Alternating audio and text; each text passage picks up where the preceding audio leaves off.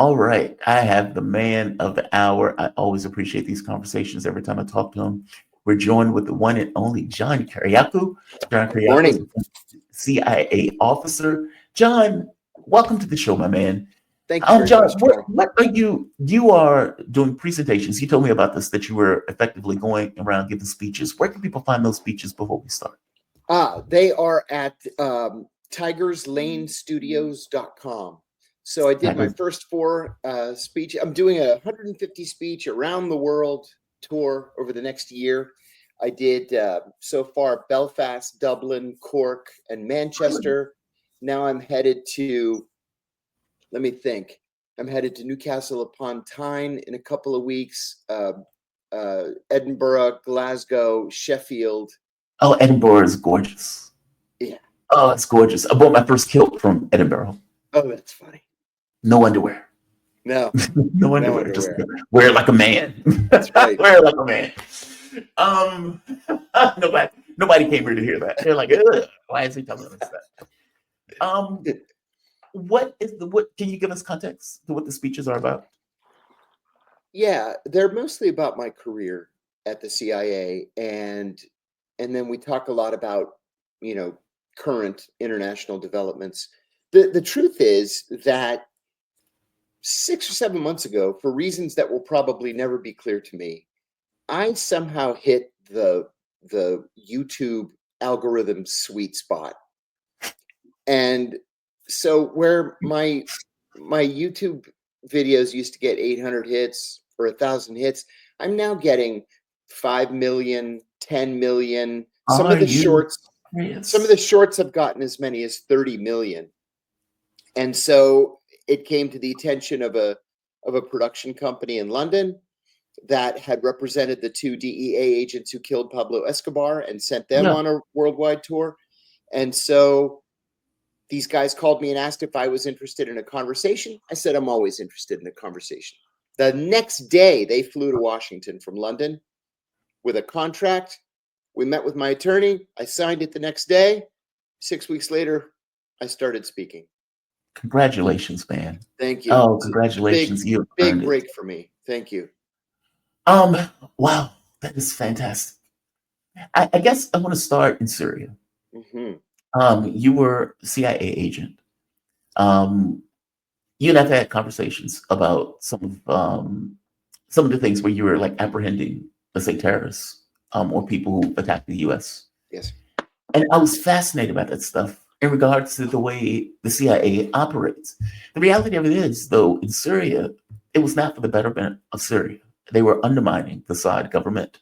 And whatever people think of Assad, the fact of the matter is the killings that have been taking place in Syria over the last several days is a direct result of Assad falling. And it was something that people like me and people who've analyzed the stuff kept saying, this is going to happen.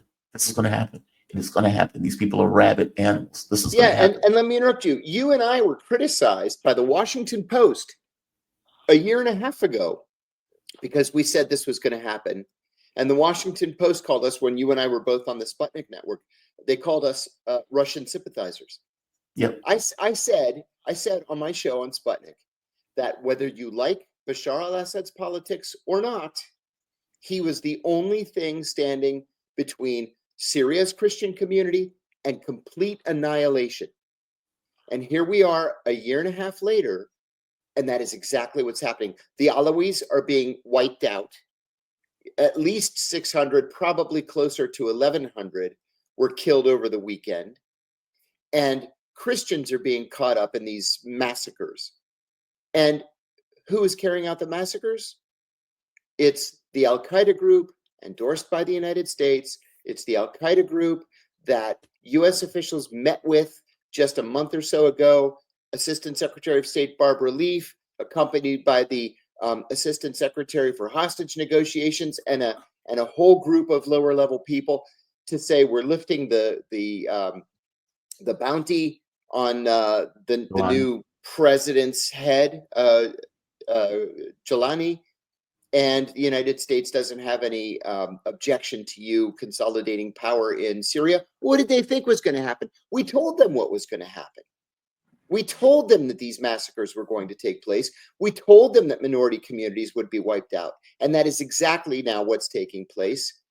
And the United States acts like, oh my gosh, we're shocked that massacres are taking place. We had no idea this was going to happen. This Yeah. this was the pro-democracy terrorists, Yes, exactly. the pro-gay, pro-diversity, Exactly. Yeah. United.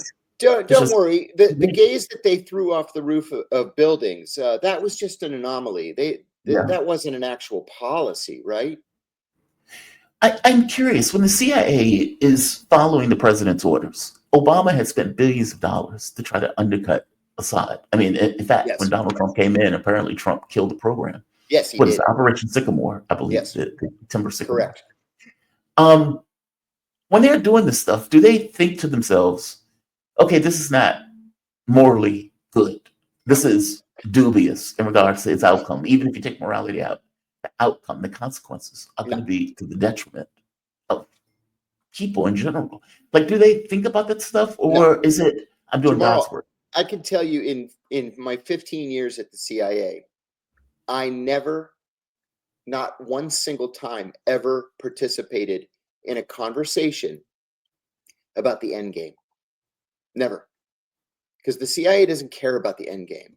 They'll deal with it when it comes.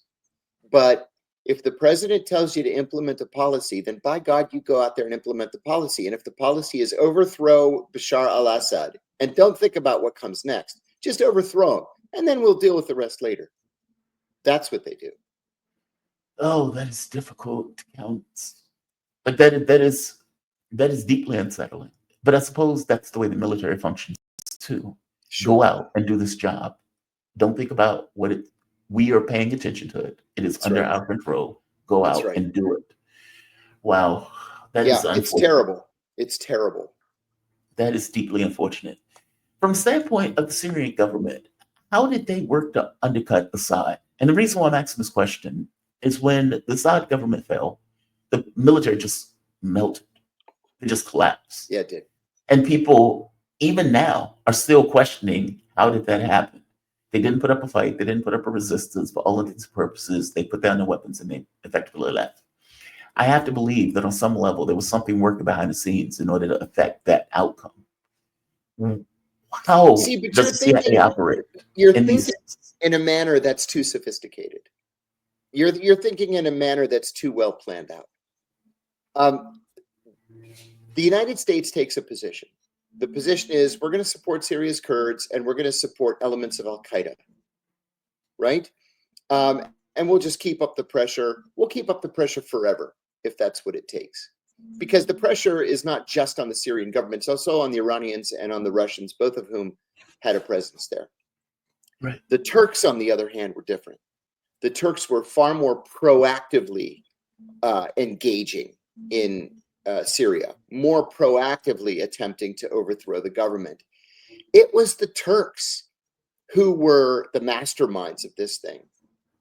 The United States, I'm sure, would very much like to take credit for it. But really, this was the Turks. I think that in the White House, in the CIA, in the State Department, Defense Department, I think they were all genuinely surprised at the quickness with which this government was overthrown. Because remember, you've got the Russians there, not just with troops on the ground, but with a naval base as well. And you have the Iranians that have a well-established pipeline from Iran across Iraq into Syria, and then by extension into Lebanon, that amounted to nothing. It just collapsed. So really, it was the Turks that were sort of commanding this thing. It was the Turks that decided when to move against Assad when he was at his weakest. And I maintain, and I may be wrong, but I think I'm not. I think the Turks had been secretly working with the Israelis to coordinate this thing. I think that this bitter, this anger between Ankara and Jerusalem, I think it was all put on. Agreed. I think that behind the scenes, the Turks and the Israelis were working very closely together. They were moving together. Yeah. I mean, like it seems like they were coordinated. Yeah, the Israelis weren't taken by surprise when Assad fell. And because they weren't taken by surprise, that leads me to believe that they were a part of it all along. And by the way, the Israelis said as much. And Erdogan was like, "No, no, how dare they say?" It's like, okay, dude, you're Exactly. protesting way too much. Exactly. You're protesting way too much. Exactly. Yes. Well, I brought you on because it was something that took place in regards to Iran, that there was a disagreement, I'll say it that way, between Pezeshkian and the Ayatollah on Yes. whether or not to have negotiations with the United States. Now, Yes. Donald Trump has been saying two things out of the side of both sides of his Yeah. mouth. Right. In one sense, we're not scared of Iran. We'll hurt Iran. If we have to attack them, it'll be bad for everybody. And then he would say, however, I do want negotiations. I want to, Yeah. redo a nuclear deal. Now, Pezeshkian seemed open to it. The Ayatollah was like, we're not doing this, No. especially not under threats. We're not going to get anything out of this if they believe that they can threaten us into some kind of deal. No, full stop. No, it's not happening, which created a disagreement between the government of Iran versus this like religious entity above the government in Iran, almost like the king coming in and saying, Pezeshkian eventually aligned his point of view with the Ayatollah because the Ayatollah is the ruling body, in which case the government has to effectively acquiesce. But there was obviously a disagreement in how to move forward on this particular issue. Donald Trump is an unreliable actor. Yeah. Full stop. So any deal that you make with him, he can change his mind later. And I guess that's kind of the Ayatollah's point. We filled out the JCPO, they blew it away. The US blew away the Minsk agreements, they blew away all of the missile agreements with Russia. Why will we make a deal with a country that is unreliable in regards to the way they operate? Why does the government have a different perspective, though? I mean, doesn't the government know everything that I just said, everything the Ayatollah has already said? And yet, Pezeshkian still is like, I want a deal. Why the disagreement from your point of view? So I have a very, very close friend who just got back from Tehran. She was there for 6 weeks. And she's a very astute observer of these kinds of things. I have the same questions that you have. And so she told me that here in the United States, we seriously overestimate President Pezeshkian. That we believed here in the U.S. that Pezeshkian had the support of most Iranians. He's a reformer. They chose a reformer on purpose. And she said that's just all wrong. She said the conservatives had a weak candidate. Pezeshkian won because he was the lesser of two evils. And he just doesn't have a mandate. He's not popular among the religious faction of the government, among the Ayatollahs. And he just doesn't have the authority to act on these kinds of things. On all issues of foreign and military policy, of course, the supreme leader, Ayatollah Khamenei, makes all final decisions. So Donald Trump gets elected president, and we're not sure which Donald Trump is talking about Iran policy. Is it the Donald Trump that wants to win the Nobel Peace Prize by making peace with the Iranians? Or is it Donald Trump that would like to make a historical name for himself by smashing Iran, overthrowing the government, and taking these Ayatollahs out of power?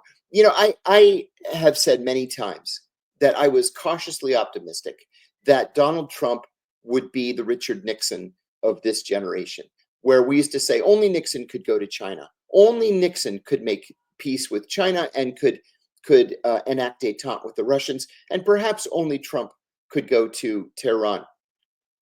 And I think that I got it wrong.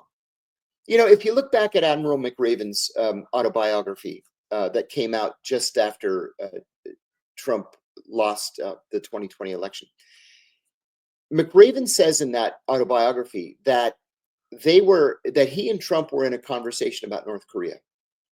And Trump said that he was considering using nuclear weapons against North Korea, just to be done with it once and for all. And McRaven said he practically panicked when he heard the words come out of Trump's mouth. And he said, he reactively said, well, you know what would really throw the North Koreans off is if you write them a letter and offer peace talks. And that was the basis for the so-called love letters between Trump and Kim Jong-un. It wasn't that Trump had this grand idea for peace. It's that he was talked out of using nuclear weapons. Well, I wonder if the same is happening now in Iran. And does he have somebody like McRaven saying, wait a minute, you know what would really throw them off is if you try to make peace with the Iranians. So on the one hand, we do know that Trump is obsessed with winning the Nobel Peace Prize. But on the other hand, he hates Iran. He's already killed General Qasem Soleimani. All right. So what do we expect next? And the Iranians are completely confused. They don't know what to expect from this guy. And so for the Iranians, the status quo is better than the unknown. And Ayatollah Khamenei is ruling out talks. He wants the status quo. Yeah, I mean, and I think you're right. But I think that's what the world is saying too. Like, I would imagine the Russians had her in a tailspin in this. And I would imagine many of the world leaders. I mean, the transatlantic relationship between the United States and Europe has been fundamentally broken. There is animosity between Europe and the US. Trump hates the European leaders and vice versa. It's equal exchange in that sense. Yes. The Russians are probably like, what the hell is going on? Yeah. You know, it's like you had the last presidency that said we're going to be fighting this war for as long as they take the new one. It's like, we're just going to end it. We're done. We're calling it a day. It is a sea change in the way the world functions. And I think people are still trying to settle into, what does this mean? This has only been a month. It feels like it's been months, but it's only been one. Yeah. And so, yeah, I can imagine what if it's status quo, and if indeed we're going to this thing of like this kind of weird Cold War between the United States and Iran. Mm-hmm. What do you think that looks like? I mean, do you really think that he'd take this risk of attacking Iran, knowing full well that you can't put troops on the ground? The only thing you can do is long-range attacks. And if they respond, this is not, you going after a small, tiny country. Iran is a sophisticated military capability. That's an important point right there. Iran is an enormous country. It has a lot of people. It has a large standing army, and it has the friendship of Russia and China at the same time. Relations between Iran on the one side and Russia and China on the other have never been as close as they are now. And trade is robust. So this friend of mine who just got back from Iran sent me, more pictures and videos than I can count. I'm telling you, sanctions don't work. The Iranian economy is robust. They lack for nothing. They want for nothing. Cafes are open, into the night with people sitting and meeting with friends and family and listening to music. And you would never know that this country was under sanctions. Yeah. And so they're fine with the status quo. They don't need the United States. Pulling out of the JCPOA was a very big mistake for Donald Trump, because the JCPOA was actually working. The tenets of the JCPOA were identical to the agreement that the United Nations had with Iraq, where the nuclear sites were sealed. They were sealed with a lead seal. All the nuclear sites were ringed with security cameras, and UN personnel watched the security cameras 24/7, and there were spot inspections. That actually worked. We're the ones who abrogated the JCPOA. We pulled out unilaterally. Well, when we pulled out unilaterally, we then told the British, the French, the Germans, the Japanese et al., okay, now you guys have to pull out of the JCPOA too. And they said, forget it. We came to the Iranians with an agreement. We're going to abide by the agreement. Well, US law says that any country that trades with Iran is subject to US sanctions. But we can't sanction the British, the French, the Germans, the Japanese. And so we just pretend that law doesn't exist.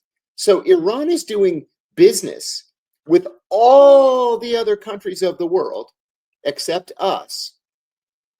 Well, they don't need us because their economy is actually working right now.